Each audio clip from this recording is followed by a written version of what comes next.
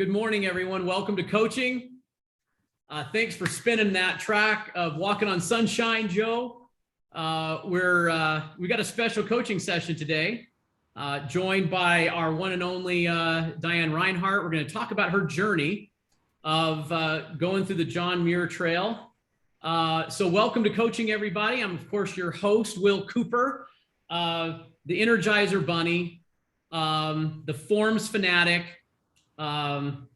and I guess your coach this morning. So welcome, everybody. Glad to have you. Hope your morning's going well so far, that you got up, you exercised, you studied something good, and you're starting to make your plans and priorities for the day. So I got one kitchen cleaning item before we jump into this.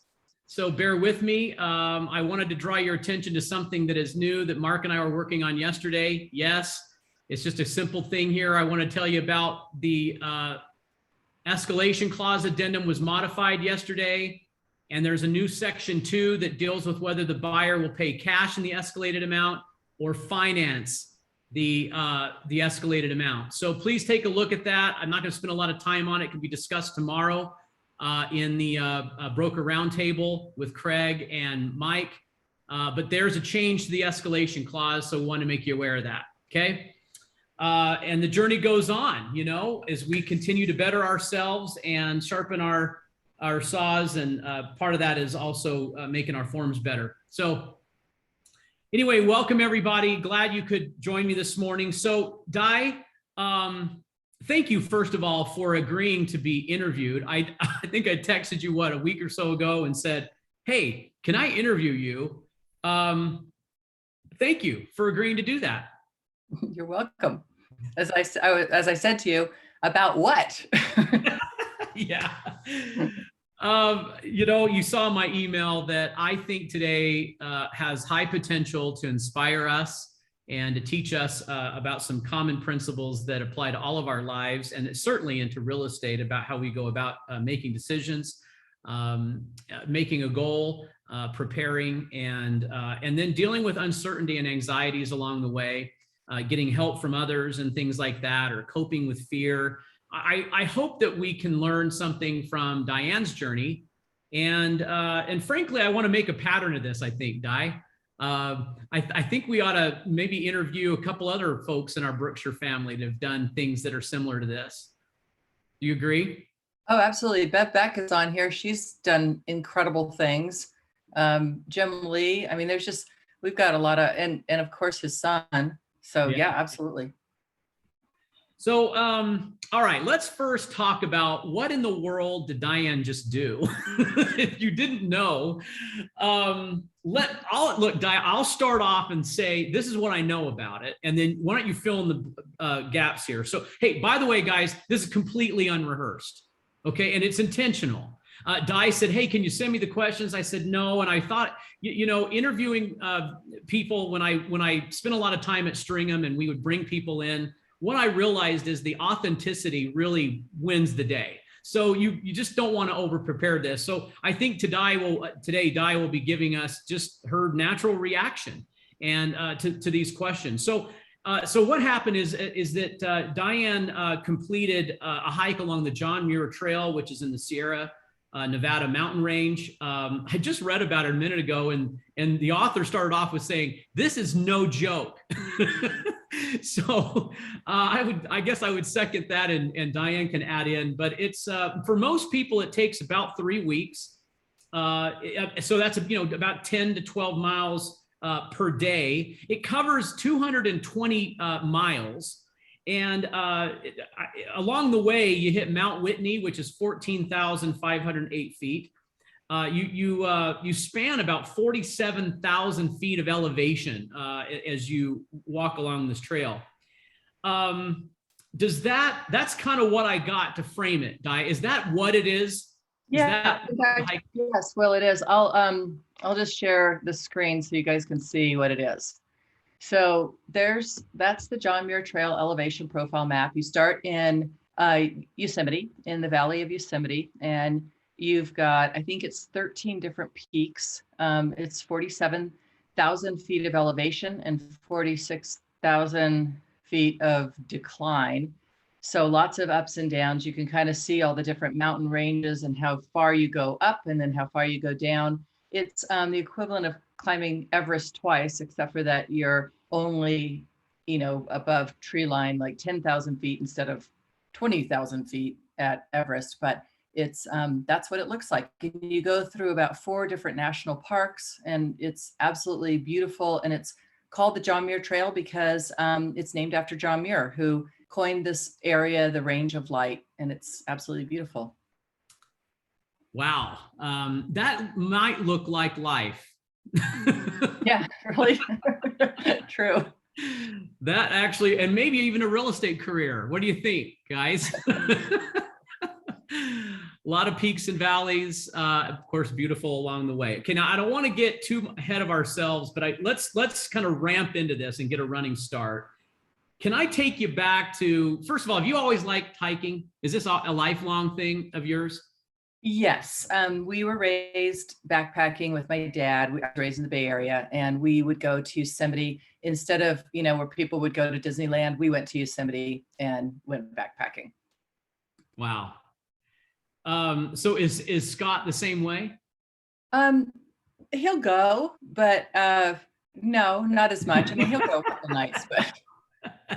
Got it. Okay. When did you first get the thought that you wanted to do this? As some of you know, that I broke my hip 5 years ago and was non-weight bearing for a big part of it. I think Dawn's on here too. She had the same kind of injury. And right during that time, Joe, will you help me stop share? Oh, there we go. And right after I broke my hip, like 4 days later, my best friend, who I had done a lot of backpacking with in college, died of her second round of breast cancer. So sitting in bed, thinking that I needed to figure out some way, some goal to have to rehabilitate myself, I started watching through hiker videos, Pacific Crest Trail, the Appalachian Trail, the CDT. And I started thinking that would be a great reason to get back my health. And my husband reminded me that the Pacific Crest Trail is 5 months, and that might not be what I wanted to do. Then I chose the John Muir Trail, which is part of the Pacific Crest Trail and probably the most beautiful part of it, highest elevation. And then I started applying for permits, and they are golden tickets, really hard to get. So it took 5 years for me to get a ticket. Of course, COVID was one of those years. So really 4 years to get a pass to go. Wow. Did you, maybe inside your soul here, did you wrestle with this commitment, like to really do that? Or, I mean, did it come easy to you? Like, yes, I'm doing it, and you never hesitated, or did you wrestle with it? Both of those things. I think that, the day that I got the ticket, it probably took about 3 weeks to start telling people, because that's when it gets real, your commitment to something. Right. So first it was just like, okay, can I do this? Am I physically able to do this? And then I think I started slowly telling people, and then it was no turning back once I had said what I was going to do. Okay, so let's talk about, so now that it was out and everyone knew, in that moment, what were you hoping to get out of this? So I already wrote down, by the way, guys, I hope you're taking notes. No, it's recorded well. Okay, yeah. I mean, take some notes on what's speaking to you. I wrote down that, you needed a goal and you wanted to get healthy, but that's what you expected to get out of it at the time. Is that correct? Was there something more that you wanted out of this? I wrote down a list of reasons I was going, what I hope to come back differently or more clarification on.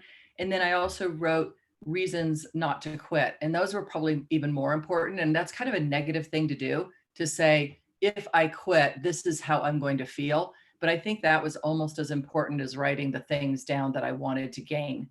But some of it was like, I wanted to do something that scared me. They say that octogenarians, they don't remember when they achieve things, but when they failed, when something scared them, when they went out of their way to do something that was out of their league. And I think that was important. I wanted to be really being able to be comfortable by myself. I think that's a skill that I haven't developed very well because we're, in this environment, we're always with people, we're always busy, we're always thinking. And I wanted to be present. I didn't want to spend my own life, looking for the future and what next. And in sales, right? You guys are, it's always like, well, yeah, I got that commission, but what next? Same thing in my job. And then, kind of looking in the past of, gosh, I wish I'd done that differently, or, the kind of echoes of mistakes that you make. I just wanted to be present, and the trail gives you that. How many of you on the call have been out in the mountains and alone and understand what Di's talking about?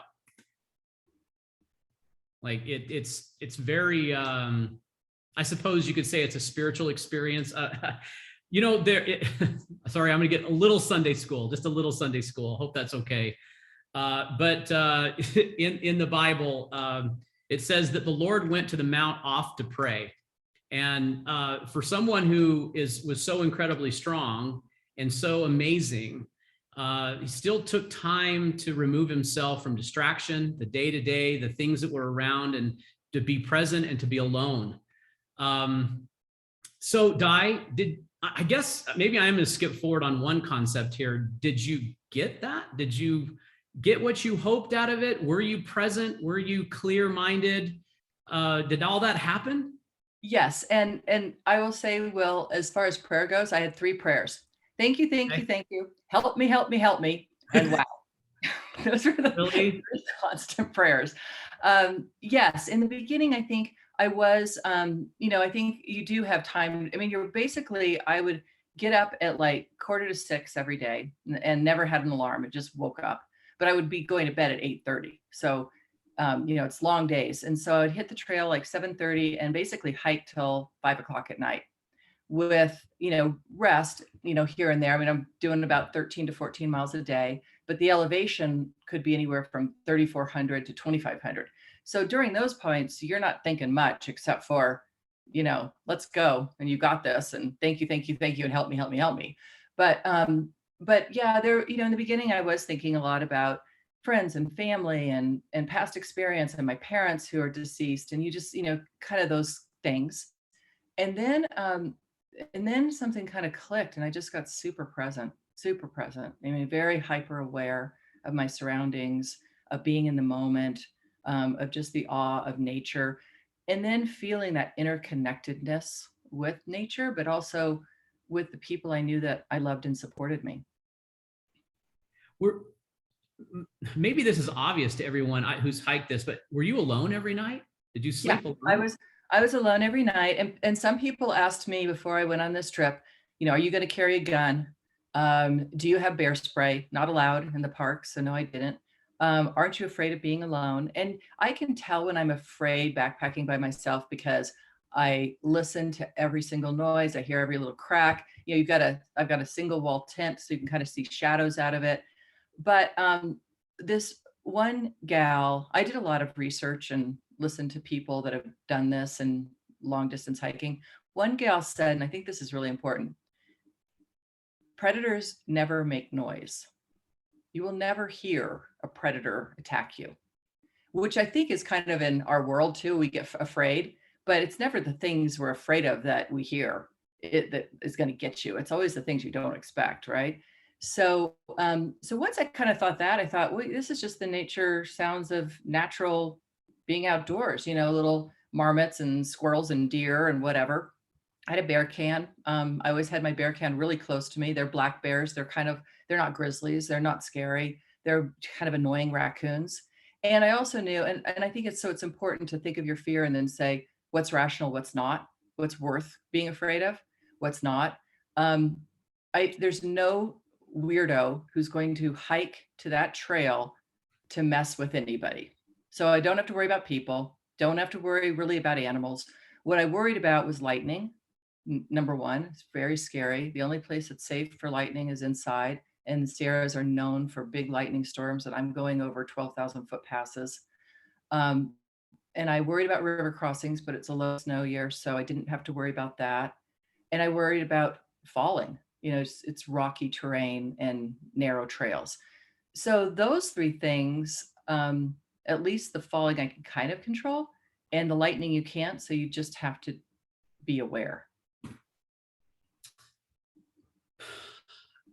Impressive.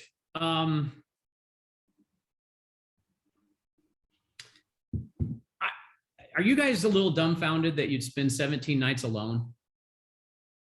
Alone anywhere, but in the mountains by yourself in a tent that Di just described. I mean, if you picture yourself there and then coping with fear and then reminding yourself that most of the fear is fake. And we've said that before on these coaching calls, that most fear is fake. Almost all of it is fake.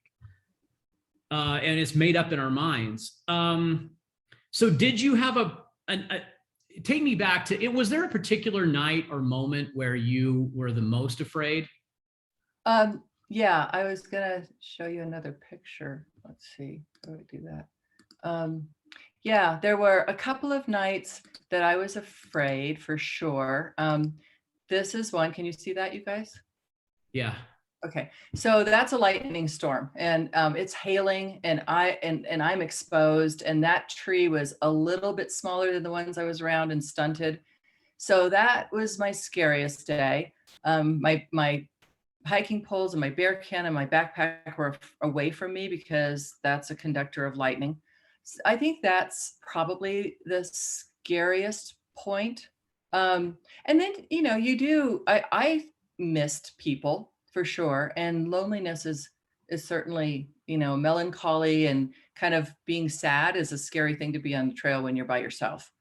So certainly there were those moments. I also had a really major Achilles heel issue, or I think it's my soleus now, but there was a point where I didn't know if I was going to finish. And it's kind of why I sped up, because I started getting pain 2 days before. And I talked to Jim Lee's son and said, I happened to see him on 4th of July. And I said, oh my gosh, I've never had, I don't know if this is plantar fasciitis. I don't know what this is. I've been training a ton since January. I think I averaged 6 miles a day. I mean, sometimes I would be doing an 18-mile day and then 2 days I didn't hike at all, but average from January was 6 miles a day. So he said, no, don't even worry about it. Every time I do a big athletic event, some weird thing happens to my body and you'll work through it. But about 5 days in, it was never really painful, but it was scary because I thought maybe I was going to blow my Achilles out. And I don't want SARS, search and rescue, to have to come get me because that puts other people at risk. So I just didn't know whether to push or to quit or what to do. So that was scary. But one day I just decided, you know what, it's not an isolated injury. It's just part of my body. We're all connected. We're all together, and we're just going to do this. And I was lucky to be able to get through it. Wow. That's incredible, Di. There's an amazing amount of sacrifice that you made to do this. Was your family worried for you? Was Beth and Scott worried that, did they even try to talk you out of it? They didn't. No, they know me. They didn't. They weren't going to be able to talk me out of it. But yes, it is. And Jim's going to, get this one. There is a ton of planning. Do you see that? Yeah. There's everything I took, and including there is a spot device. So I had satellite communication. So every day I would check in and just say, I'm okay. And I would say things, it was all like pre-messages, like caught fish, safe and sound. It's beautiful. I'm okay. And so everybody knew that, they could hear from me twice a day. Got it. What did all that weigh? My base weight was 19 pounds. And so with food and water, the most I ever got when I carried 9 days of food was 34 pounds. But my average was probably around 23 pounds, which is really lightweight compared to what we used to do back in the day, where we were, right, Jim, when we were carrying like 45 to 65 pounds. that would be me. I'd bring options. Yeah, there was no, I didn't really have any comfort items. Yeah. I had a blow up pillow. That was probably my most comfortable thing. So did you go 17 days without a shower or a bath, or like, how do you take care of yourself? Yeah, that's way overrated. I mean, we are way too clean as humans. Oh, Yes, I did. I had one rest day in Mammoth where my daughter, Beth Rinehart, and her boyfriend met me, and I resupplied there, and I had a shower that day. But it's, you can jump in a lake. The only thing is it's a lot of leave no trace principles, which I learned in National Outdoor Leadership School, which I had done in my early 20s. But it's a lot of, if you do have sunscreen on, you wipe it off before you go in the water, and you wipe off if you have any mosquito repellent, which I had very little mosquitoes. So, but so you have to kind of think about where you're going to jump in, and you don't want to put your clothes in if you've sprayed them for bug repellent prior, which I had done. So you really have to kind of think about it. But yeah, it's I mean, it's not like I'm going through mud. It's just a little dust, and I had some reused kind of baby wipes so you could wipe yourself off. But we're humans are way too worried about cleanliness, I think. Oh, I don't know. I like a good shower. But, so do I. But yeah. but it's it's such a there's just no other way to do it. If you want to leave that trail, you're going to go anywhere between 8 to 12 miles way down to Mammoth, or down over on the other side of California, towards Bakersfield. So you can't just grab a shower and come back. So were you happy to see people along the trail? Did you make any friends along the way, or were you alone the whole time, or how did that go? Well, somebody asked a question, did I see other people? Yes. The John Muir Trail is one of the most popular hikes out there. I mean, they give out of Yosemite, they give, I think it's like 50 people a day to go over Donahue Pass, which leaves Yosemite and goes into the John Muir Wilderness, Ansel Adams Wilderness. So I would say overall, I probably saw 200 people over 17 days. I mean, a lot of them are Pacific Crest Trail hikers going north. There are very few people coming south when I first started, so that was a little lonely. But it's 3 questions. Where are you going? Is there water ahead of you? And are you doing the JMT or the PCT? I mean, you always ask people that. And the last 2 nights, I ended up with what we call a tramily, a family. But I had met one gal about 4 days before, and I'd met these other 2 guys at the top of Mount Mather Pass. And one of the guys was having the same Achilles issue that I was having. And I had just finished wearing the brace, and I gave it to him, and it was a left face, and he wore it the rest of the way and was able to complete the trail. So the trail definitely provides. But my tramily was wonderful.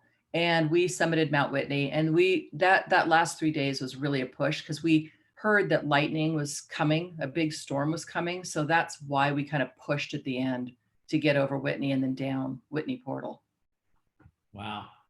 So you had an Achilles issue. You had a brace on it, and you gave that away to somebody else? Yeah, I knew at that. I mean, it is a lot of listening to your body. And I knew at that point, I really felt like I needed blood flow at that point. Like it was time to give it away. And so I gave it to him on Mather. And then we ended up seeing each other on the top of Glen Pass, which is a really tough one, second toughest probably. And the same gal that I'd met 4 or 5 days before was on the pass too. I mean, it was like the 3 people I really connected, we were all in the same place at the same time, which is rare. I mean, you're talking about, these passes aren't even 12 feet wide. So it was really amazing. It was really amazing. Wow. It was only 3 days, but I feel like I'll know them forever. Were you, do you feel like you were changed by this? Well, I think so, but it's really easy to come back and just fall into your other stuff, right? But I definitely am very comfortable being alone. I've definitely, not going to be worried about spending the night, even in the UNS, which is much more, I think, primitive and remote and Yeah. a harder place to backpack. Yeah. I think I am a more grateful person, and I really do feel that interconnectedness with humans. And I also think that kept coming up for me is just being kind and gentle to the earth, to myself, giving myself a lot of leeway, a lot of, that wasn't exactly how you wanted to do that. It was kind of ugly, but you did it. Just being kind and gentle, and then being kind and gentle to others. Everyone on the trail are kind, gentle, generous, encouraging. I mean, it's just kind of strips you of everything. And so you see, just the essence of people, and I'd like to continue to do that. I love that. Are you a spiritual person, Di? Are you like a religious or spiritual person? Yeah, I believe in hippie Jesus. He takes care of everyone. He is not judgmental and loves us all and believes in love. Yeah, I do. Yeah, for sure. Interesting. Okay, I'm going to open it up for some questions from you guys. What do you have for Di? While you're thinking about that, I'm looking at page 180 of the coaching manual, and it's there's just a thought here, and I was thinking about these big decisions. Di started off with a goal or something like, hey, there was something she wanted, and these are private moments where she's the only one who can make this decision. We're all like that, and then she wrestles with it for a little bit, and then she makes her plan. But I was wondering, what do we become in these decisions? Sometimes I think it can be defined, like I want what I think I want, and then and it's something different. But overarching, sometimes, that's what my mentor is saying on 180, is that big decisions, we should ask ourselves, what do we become as a result of this decision? What would it make of me? And you can kind of hear some of the answers to that on what Di believes happened and became of her. And this idea of being kind and gentle, encouraging to others. And those 3 simple prayers I wrote down, Di, is very inspiring. Okay, thanks for the questions. Let me get to them on the chat here. Other than hiking 6 miles a day, what other training and prep did you do? So did you have to physically prepare? Did you feel like for this? Yeah, I think it's not 6 miles a day. It's like it was at least 100 to 150 miles a month. So some days were 14, some days were none. I did a Zoom strength class twice a week, and then I did something called Kin Stretch, which is joint mobility. And I did that. That was a Steve Jr. suggest, and that was awesome. And then mentally, I read, there's a book called not Pacific Crest Trails, but Pacific Crest Trials. And that was a lot about the mental game. And, kind of that meditation and even meditating on the trail. And it was important kind of skill to learn. It was helpful. But that's basically it. I mean, I have a Peloton bike, but it was mostly the only way really to train for long distance backpacking is to do it. So you kind of end up having to train on the trail in some regards. And I went backpacking too, but that was it. I could read these. How did you keep your energy with your nutrition? Angie, that was tough. I kind of lost my appetite. I think I lost 10 pounds in 17 days. I had 2 oatmeals every morning with peanut butter. I'd have a Kind bar midday. I'd have 1 lunch I'm a person that likes to eat the same thing all the time. So like tortillas, salami, cheese, dill pickled flavored cashews were the bomb. You really want nuts and, like weird stuff out there. And then a Snickers bar every afternoon. And for dinner, I had to gag my food down. I was just not interested in the dehydrated food I had, and it was icky. I wish I'd had just like top ramen and dried broccoli and chicken flakes, but I think I just knew I had to eat like it was my job, and you eat before you're hungry and you drink before you're thirsty. And then I had like electrolytes with me too. And so that was my vitamins. Huh. Um, Good tip. Eat before you're hungry and drink before you're thirsty. yeah, the Sierras are lucky. We have so much water there. So I only had to carry a liter, half a liter to a liter. Water's heavy. It's 2.2 pounds per liter. It's a lot of weight. Yeah. So it was nice because there was so much, there was very few times that I had to carry water. Have I hiked the Wind Rivers? Yeah, I have. I love the Wind Rivers. I'd like to do more of that. We actually went on another National Outdoor Leadership alumni trip last fall with llamas in the Wind Rivers. And guys, that is the way to go because you can have whatever kind of food you want. And it was a fly fishing trip too. So that was really fun. Let's see, did I ever want to give up? Yeah, I don't know that I ever really wanted to give up, but I thought about where I could leave if my Achilles was really bothering me. And I think there was a resupply place I went to, Muir Trail Ranch, and that was after Mammoth, like 4 days after. And I got there, and the gal that I had met a couple days ago, she had gone to another resupply spot. It was her second, and she said all these people that she had met had left the trail. And I said, like, for why? And she said, oh, they were having ankle issues, or they just weren't into it, or their foot felt bad. And I thought, well, I'm not going to do that. I mean, this is too much dreaming to give up just because I got a little ache in my foot. And then what was really cool is I started to listen to a book on tape, and it was another through hiking thing. And within the first 14 pages, the gal has the same injury I have, and she gets help for it from somebody else who had it. And they said, keep going. You're not going to rip anything. Your endorphins will take over and you'll be fine. And I thought, okay, the trail's providing too much. That's too weird to have read that when I'm in my worst, thinking about how to evacuate myself. So another sign, I'm going to keep going. The Di,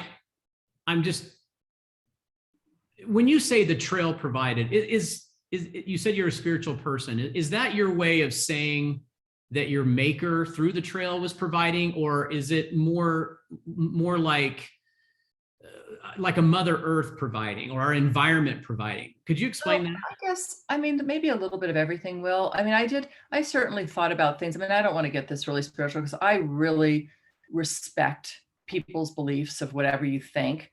But I do think, the way I see our God, greater power, whatever you call it, is kind of like how we are as parents or siblings.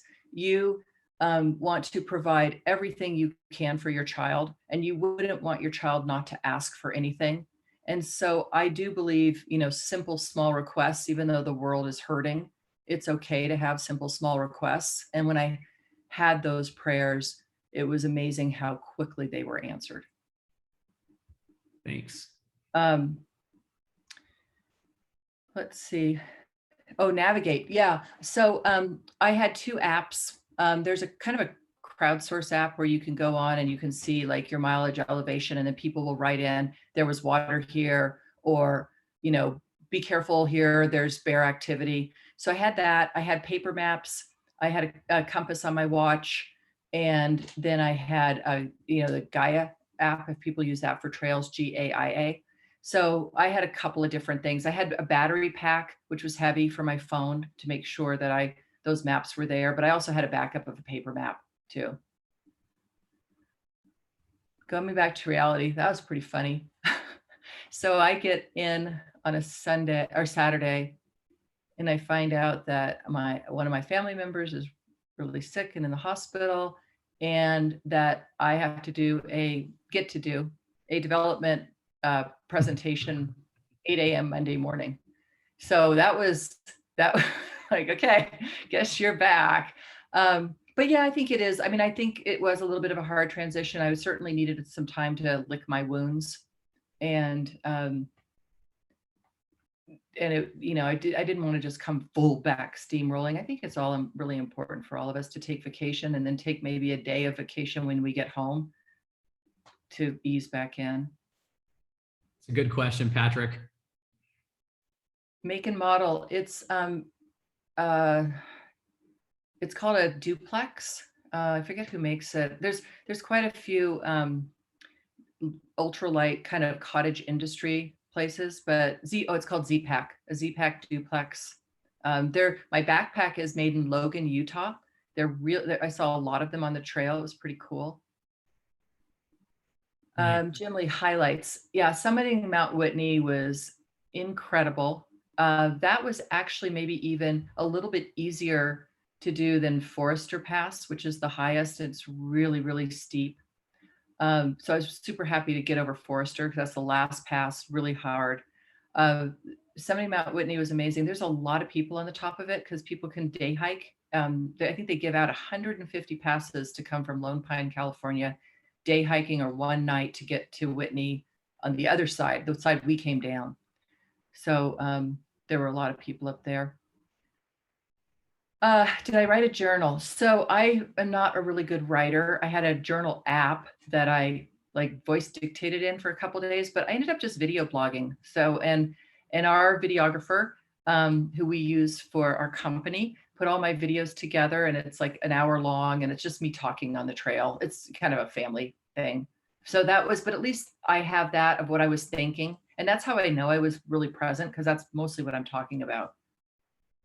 Interesting. How did I deal with melancholy? So the day the day after I left Mammoth and had seen Beth and her boyfriend and a girlfriend of mine from college, I had heard when you get back on the trail, it's hard. And some people don't even like to go into a town because of that. And there's a video of me kind of like, I'm pretty weepy, just feeling alone, and I'm in a forest. I think what I learned is that I like high alpine camping, not being dark in a forest. It's a little claustrophobic. So being up lifted my spirits, seeing the sky lifted my spirits. Also just knowing a lot of it was this too shall pass. Even this pass will pass. So that helps with melancholy. I read somebody said, don't quit the day you feel like quitting, give it 24 hours.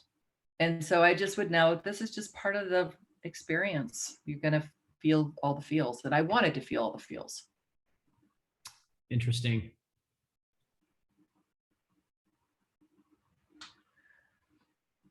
Oh, weekly exercise. Let's see. So now I'll continue to do strength training. We mountain bike, road bike. I'll continue to hike. I've given my Achilles a week to heal. I'm going to see a podiatrist on Tuesday, and then I want to get right back into. I tried to bike when I got back, but it's still a little stiff. But it's hard, you've got all this aerobic endurance, and now I want to keep it. Let's see. Did you hang by myself? Yes, I do want to do something like this again. There's another part that goes from Tuolumne Meadows and Yosemite up to Tahoe, which is another, I think, really great part. There's a trail called the Wonderland Trail around Mount Rainier that I'd like to do.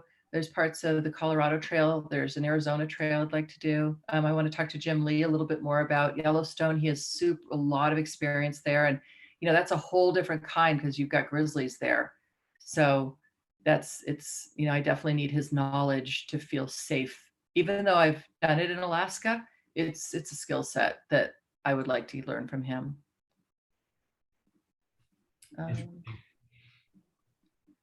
So I think that's all the questions. I'll show you guys if you want to see just a couple more pictures before we stop. Please. If you want to see them. Yep, let's do it. Okay. So can you see that? Yep. Looks great. Yeah, so that's Half Dome. And I actually, as hiked that far left-hand side, rock climbed that and went up the cables, and then had done that with my son too. So that was pretty cool. That's Cathedral Lakes. That's the very first pass I went over. I just want to show you how beautiful it is. There's my little tent. See how you can kind of see through it? It's a trekking pole tent, but I also brought poles just in case it was too rocky, and there was a lot of places it was too rocky. You can't camp in a meadow. You can't camp really close to water. You have to be on durable surfaces so you don't impact the earth. That's my real first pass. So I'm going from this place, Lau Canyon, you see those 2 points up on the left-hand side? I'm going in that saddle where that little snow is that day. So that's kind of the elevation gain we were going. That's just relaxing in the, I mean, who doesn't want that as your place to have your afternoon tea? That's Thousand Island Lake. I mean, it's just stunningly beautiful in the Sierras. All this white granite. That was one of the most beautiful campsites ever. There's my backpack. There's my Tinkara rod, Sally Roberts. So that's pretty much, I mean, it's, you know, fairly small, but that's what it looked like. This is a place I'd always wanted to be my whole life. It's called Evolution Valley. An Evolution Basin. These were these are such pristine, incredible moonscape type places where, you know, you're above tree line. And there's the John Muir Hut. And that was built in 1932 for $5,600. And it's supposed to protect people if there's a storm, but it's the worst place you could be in a lightning storm. It was snowing on me at this point, raining. I walked in, there were probably 25 people, all different walks of life. It was amazing. And we hung out there all together for like 2 hours. It was really awesome. There's everybody in the hut. Wow. Yeah. So that was super uplifting. Really uplifting. I mean, there were. What's the elevation of that there, Di? What's that? How high up is that? Oh gosh, I think I'm like 12,000. My goodness. And you saw that. I mean, it's so magnificently beautiful. That is the top of Mather Pass looking down. So I had kind of come around the middle. That night before, there was a huge rock slide. I thought it was more thunder and lightning, and looked out my tent, and it was an enormous rock slide was coming down one of those mountains with so much dust, you can't even believe it. And it sounded like low flying jets for a good 30 minutes. Just another stunning, beautiful place. And there's the top of Whitney. Wow. Where we had our very last Snickers bar. And there it is again. So Muir Pass, almost 12,000, 11,950. Yeah. Wow, impressive. See any wildlife? I did. I saw a coyote, which was super cool. Lots of deer. Never saw a bear. Never saw a mountain lion. I felt the presence of a bear once in some willows, but just decided to keep going. And I found out later from someone who was behind me that a bear did walk down the trail. And then lots of marmots and pikas. They kind of look like Mickey Mouse mice. They have huge ears. You know, just lots of things like that. I only saw one raptor. I saw a peregrine falcon on the top of Mather Pass. Wow. Wow. Okay, you guys ready to schedule a hike somewhere? You know, Angie, I have thought about that, you know, that I would like to take people. I mean, if people want to go, I mean, Jim might want to go too, you know, just the leave no trace principles are really important to learn, but also just, you know, how to pitch a tent, where to pitch it. There were times when if I pitched my tent too close to a lake, I would lift my head up, which my tent was only like 6 inches above my head because it's so small. And then I would just get a shower of water because there was so much condensation on a single wall tent, but my tent only weighs 2 pounds. So it's worth it. But just those little tricks that you kind of learn. And I would like to do that with people. So if people want to do it, that would be fun. Interesting. That's in the vein of Kevin Cameron, taking those people who love to go on these hikes and things. He went with you, obviously, and took you on. So at that video I was telling you about, I dedicated, of course, my girlfriend who had breast cancer, and then my dad who started us with this. But also there's 2 pictures of Kevin, and Kevin definitely shared that love for wild places, and we had an incredible trip with him one time.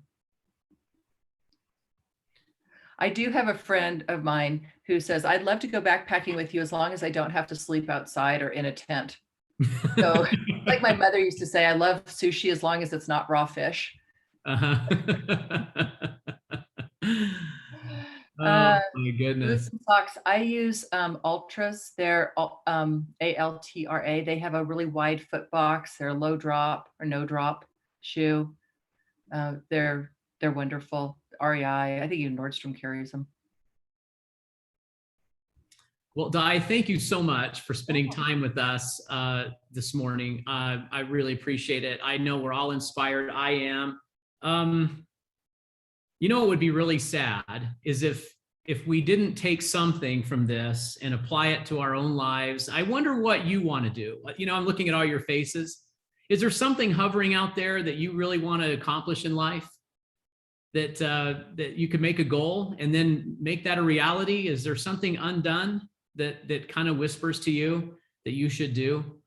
If there is, then maybe we can take a little page out of Diane's book of her life and make a goal and prepare for it, and then coach ourselves along the way about what some of the fears would be, anxieties and uncertainties. And you know, she mentioned the mental game is a huge part of life and how we cope with things.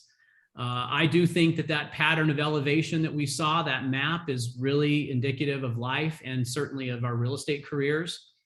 But I hope that we make something of this, and that if it's whispering to you that, you know, you do yourself a favor and make a goal. And I'm not talking about just, you know, like business or real estate goals, just life goals. They may be business goals, but whatever it is that's speaking to you, don't let the fear stand in the way of your finish lines of life. You know, I love you all. And you know what? I'll echo a couple of things too that Diane said. We can all be kinder, and we can all be gentle and encouraging to people around us. Even in the worst real estate transactions where the other side is horrible, we can still be kind. We can still be apologetic for our own mistakes when no one else says, I'm sorry. You know, my dad told me when I was little, he says, you want to be a man, say you're sorry first. Be the first one to say, I'm sorry. That's being a man. And I remember that. And, but thank you, Di. And I love your 3 prayers. This has been very, is it okay that I quote you on a lot of this? Sure. I will say, guys, I know from firsthand experience how hard it is to be a real estate agent. And somebody wrote, you know, it's scary when you're first starting out. It's scary all the time. It's just, you know, it's not an easy career. But I do think, you know, we all develop that mental endurance muscle in real estate and that emotional muscle. And I love being on sales meetings and listening to you guys and your accomplishments. And I applaud all of you and your journeys, really do. And I really appreciate you giving me the time. This is special to me, just to kind of put my thoughts into words. So thank you for the time. It's our pleasure, right, everyone, right? Got a lot out of it. And thanks for the great questions. You all made it a great morning. I hope you feel more inspired than ever. And hey, Rachel, you feeling a little uplifted from Moab? Trenda from Logan? Who's on from St. George? Just me? No, Travis is here. I see Travis on the showered page. Anyway, love you all, you guys. We're going to go ahead and end this just a tad bit early. Maybe it'll give you a little bit of time to write down some of your thoughts and goals. I'd love to hear if any of this translates to something more special to you than and you'd like to share it. So have a wonderful day, everyone. Okay.